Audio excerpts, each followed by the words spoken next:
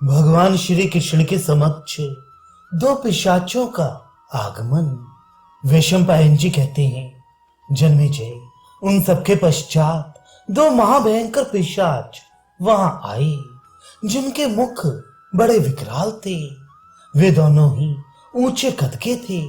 उनके रोए पिंगल वर्ण के थे। उनकी जिह्वाएं बड़ी बड़ी थीं और ठोड़ी बहुत चौड़ी थी।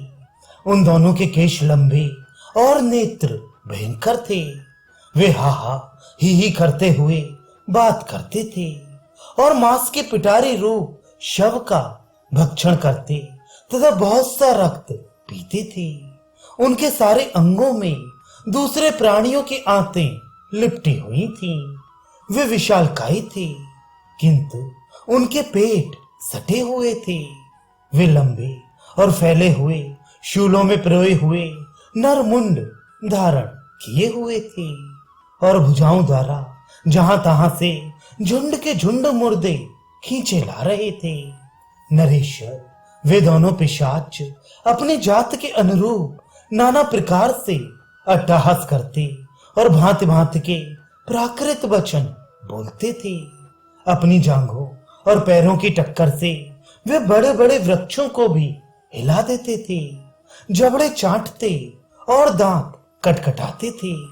उनका सारा शरीर हड्डियों और स्नायु जाल से व्याप्त था। नस नाड़ियां रस्सी की भांति सर्वत्र फैली दिखाई देती थी। वे दोनों निरंतर कृष्ण कृष्ण माधव इत्यादि नामों का कीर्तन करते थे। वे कहते थे, हमें भगवान विष्णु का दर्शन कब होगा? वे इस समय कहाँ होंगे? हमारे स्वामी श्री हरि का निवास स्थान कहाँ है?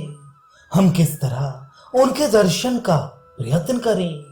इस तपोवन में देवेश्वर श्री हरि कहाँ होंगे, जो साक्षात इंद्र के छोटे भाई हैं तथा जिनके नेत्र प्रफुल्ल कमल दल के समान विशाल हैं? वे श्री हरि कहाँ मिलेंगे, जिन्हें भक्तजन पुंडरीकाक्ष कहते हैं और ब्रह्म ज्ञानी पुरुष ब्रह्म कहते हैं?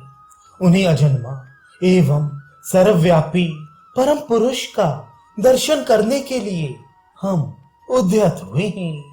प्रलय काल में ये तीनों लोक जिन जगदीश्वर में प्रवेश कर जाते हैं, उन अजन्मा विश्व सृष्टा श्री हरि का हम इस समय कैसे दर्शन करेंगे, जो समस्त प्राणियों के निवास स्थान है। ये संपूर्ण लोक जिनका ही विराट स्वरूप है, उन्हें सर्वेश्वर देव श्री हरि का दर्शन करने के लिए इस समय हम लोग प्रयत्नशील हैं। संपूर्ण जंतु जिससे द्वेष रखते हैं, जो जगत में सबसे अधिक भयंकर अवस्था है, वही ये पिशाच योनि न जाने हमें कैसे प्राप्त हुई और किस प्रकार बलपूर्वक हमारे भीतर प्रविष्ट हो गई। ये मनुष्य और हड्डियों को खाने के कारण कलुषित और सबको भय प्रदान करने वाली है। अहो, हम दोनों के पूर्व जन्म की कर्म राशि में केवल दुष्कर्म का ही संचय हुआ था, जिससे हमें ये कलंकित योनि प्राप्त हुई। तो भी हमें इसी में सदा परम प्रसन्नता बनी रहती है। जब तक हम दोनों का दुष्कर्म शेष है, तब तक हमारी उन कर्मों के अनुरूप ही ये पिशाच अवस्था बनी रहेगी, जिससे समस्त प्राणी द्वेष रखते हैं तथा जो दूसरे जीवों को केवल पीड़ा देने वाली ही होती है। निश्चय ही हम लोगों ने बहुत से जन्मों में केवल पाप कर्मों का ही संचय किया है, तभी तो उसका घोर फल आज तक भी निवृत्त नहीं हुआ। हम इस समय भी झुंड के झुंड कुत्ते साथ लिए प्राणियों का वध करने पर तुले हुए हैं। जगत के प्राणी पहले बाल्यावस्था में स्थित होते हैं। उस समय उनका चित्त अज्ञान से आवृत होता है। इस कारण वे कर्तव्य और अकर्तव्य को नहीं जानते। तदनंतर जब वे युवावस्था में प्रवेश करते हैं, उस समय विषयों के आकर्षण से उनकी बुद्धि भ्रांत हो जाती है। साथ ही उनके पास विषयों का संग्रह भी बढ़ जाता है। अतः विषयों में रचे पचे रहकर वे कभी अपने कल्याण के लिए यत्न नहीं करते। जिनका चित्त विषयों से आविष्ट हो जाता है वे मनुष्य ये नहीं समझ पाते कि कल्याणकारी कर्म क्या है। तत्पश्चात जब वृद्धावस्था आती है तब वे बहुत सी व्याधियों द्वारा गिर जाते हैं। नाना प्रकार के दुख देने वाले भयंकर ज्वर आदि रोग उन्हें दर दबाते हैं। फिर इधर उधर भटकने वाली इंद्रियों के वशीभूत होकर वे अपने कल्याण के लिए यत्न नहीं कर पाते।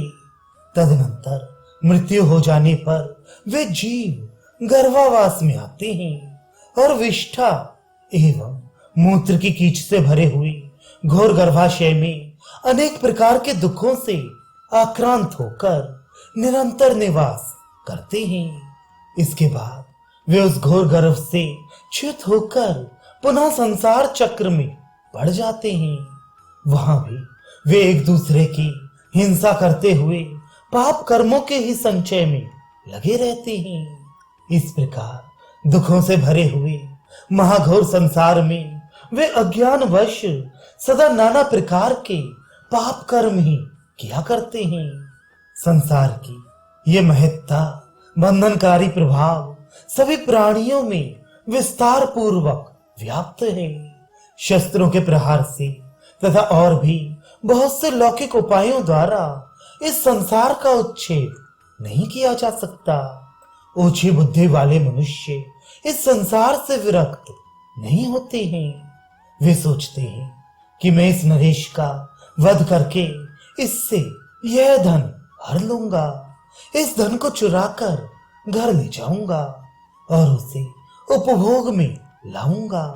ये शांत और दुर्बल है और मैं बलवान हूं। मैं इसे डांट फटकार कर इसका धन हर लूंगा। इन्हीं चिंताओं में व्यग्र हुए मूर्ख मनुष्य दूसरे प्राणियों को पीड़ा देने का प्रयत्न करते रहते हैं। दुख के मूल कारण इस संसार रूपी रोग को सदा के लिए सब प्रकार से मिटाने के निमित्त एकमात्र उत्तम औषधि शंख चक्र और गदा धारण करने वाले आदिदेव पुराण पुरुष तथा ब्रह्मवेत्ताओं के आत्मा भगवान श्री हरि ही हैं। अतः हम लोग सर्वथा संपूर्ण प्रयत्न करके श्री हरि का दर्शन करेंगे। इस प्रकार की बातें करते हुए वे दोनों पिशाच भगवान श्री कृष्ण के सामने प्रकट हुए।